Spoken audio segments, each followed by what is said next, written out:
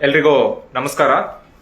ನಾನು ಅಕ್ಷಯ್, ಈ KRS ಪಕ್ಷದಿಂದ ಇವತ್ತು ವಿಡಿಯೋ ಮಾಡ್ತಾ ಇರೋ ಉದ್ದೇಶ ಬಂದು ಕಳೆದ 2 ದಿವಸಗಳಿಂದ ನೀವು ನೋಡ್ತಾ ಇರಬಹುದು, ಏನು ಕರ್ನಾಟಕದ ಉಡುಪಿಯಲ್ಲಿ ರಾಷ್ಟ್ರೀಯ ಹೆದ್ದಾರಿ NHAI ಟೋಲ್ ನಲ್ಲಿ ಒಬ್ರು ನಿವೃತ್ತ ಕಮಾಂಡರ್ ಶ್ಯಾಮರಾಜ್ ಅವ್ರನ್ನ ಟೋಲ್ ಅಲ್ಲಿ ತಡೆದಿ ಅವ್ರಿಗೆ ಒಂದು ಹೋಗಕ್ಕೆ ಫ್ರೀಯಾಗಿ ಹೋಗಕ್ಕೆ ಬಿಡದರೆ ಅಲ್ಲಿ ಟೋಲ್ ಸಿಬ್ಬಂದಿಗಳು ತಡೆದಿದ್ದಾರೆ.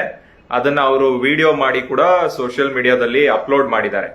ಇಲ್ಲಿ ನಾವು ಸಮಾಜ ಯಾವ ರೀತಿ ಎಷ್ಟು ಒಂದು ಮಾನವೀಯತೆಯನ್ನ ಕಳ್ಕೊಂಡಿದೆ ಅನ್ನೋದು ನಾವು ಗಮನಿಸಬೇಕು.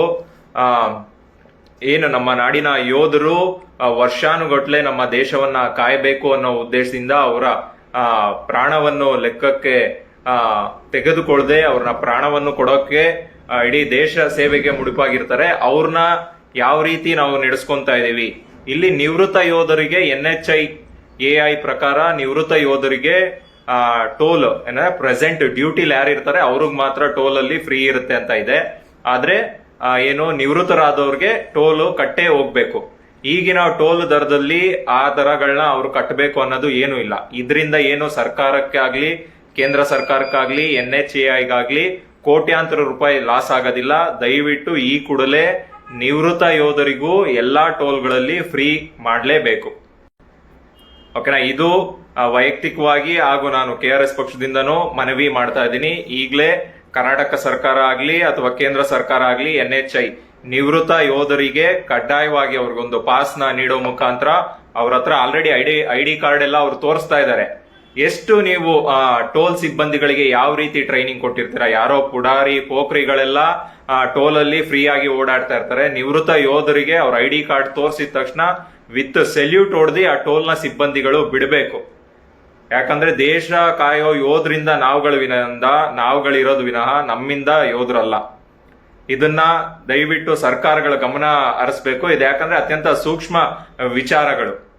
ಯಾಕಂದ್ರೆ ನಮ್ಮ ದೇಶಕ್ಕೋಸ್ಕರ ಪ್ರಾಣನೂ ಕೊಡಕ್ಕೆ ಸಿದ್ಧರಾಗಿರೋರ್ಗೆ ನಾವು ಒಂದು ಟೋಲ್ ಅಲ್ಲಿ ಅವ್ರನ್ನ ನಾವು ತಡಿತೀವಿ ಅಂದ್ರೆ ನಮ್ಮ ಸಮಾಜ ಯಾವ ಮೌಲ್ಯಗಳಲ್ಲಿ ನಾವು ಮುಂದುವರಿತಾ ಇದೀವಿ ಅನ್ನೋದು ತುಂಬಾ ಕಷ್ಟ ಆಗ್ತದೆ. ಆದ್ರಿಂದ ಸರ್ಕಾರ ಅವ್ರನ್ನ ಕ್ಷಮೆಯನ್ನ ಕೇಳಿ ಈ ಕೂಡಲೇ ಅದನ್ನ ಅನೌನ್ಸ್ಮೆಂಟ್ ಮಾಡಬೇಕು. ಕೇಂದ್ರ ಸರ್ಕಾರ ಆಗಿರ್ಲಿ ರಾಜ್ಯ ಸರ್ಕಾರ ಆಗಿರ್ಲಿ.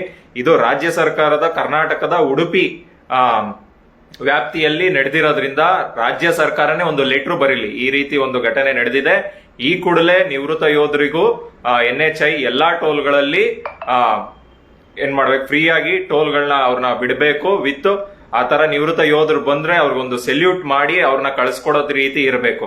ಆಗ ನಮ್ಮ ದೇಶಕ್ಕೆ ಅವ್ರಿಗೆ ಅವರು ಸಲ್ಲಿಸಿರೋ ಸೇವೆಗೆ ನಾವು ಒಂದು ಕೊಡೋ ಒಂದು ರೆಸ್ಪೆಕ್ಟ್, ಕನಿಷ್ಠ ಗೌರವ ಆಗಿರ್ತದೆ. ಅವ್ರು ಅದಕ್ಕಿಂತ ದೊಡ್ಡ ಮಟ್ಟದ ಗೌರವಕ್ಕೆ ಭಾಜನರು. ಬಟ್ ಈ ತರ ಟೋಲ್ಗಳಲ್ಲಿ ಅವ್ರನ್ನ ತಡೆಯೋದು ಮತ್ತೊಂದು ಮಾಡೋದು ಅದು ತಪ್ಪಾಗುತ್ತೆ. ನಿವೃತ್ತ ಯೋಧರು, ಇವಾಗಿರೋ ಯೋಧರು ಎಷ್ಟು ಆನ್ ಡ್ಯೂಟಿಲಿ ಇರ್ತಾರೆ, ನಿವೃತ್ತ ಆಗಿರೋ ಯೋಧರಿಗೂ ಅಷ್ಟೇ ರೆಸ್ಪೆಕ್ಟ್ ನ ನಾವು ಕೊಡಬೇಕು ಅಂತ ನಾನು ಈ ಮನವಿಯನ್ನ ಸಲ್ಲಿಸ್ತಾ ಇದ್ದೀನಿ. ಸಂಬಂಧಪಟ್ಟ ಇಲಾಖೆಯವರು ದಯವಿಟ್ಟು ಈ ಕೂಡಲೇ ಪತ್ರ ವ್ಯವಹಾರ ಮಾಡಿ NHAI ಈ ಕೂಡಲೇ ಮುಂದಿನ ಒಂದು ವಾರದಲ್ಲಿ ಅದೇನು ಪ್ರೊಸೀಜರ್ ಇದೆ ಅದನ್ನ ಹೊರಡಿಸಿ ನಿವೃತ್ತ ಯೋಧರಿಗೂ ಟೋಲ್ ಫ್ರೀ ಮುಖಾಂತರ ಯಾವ್ದಾದ್ರು ಟೋಲ್ಗಳಲ್ಲಿ ಅವರು ಫ್ರೀ ಆಗಿ ಓಡಾಡಬೇಕು.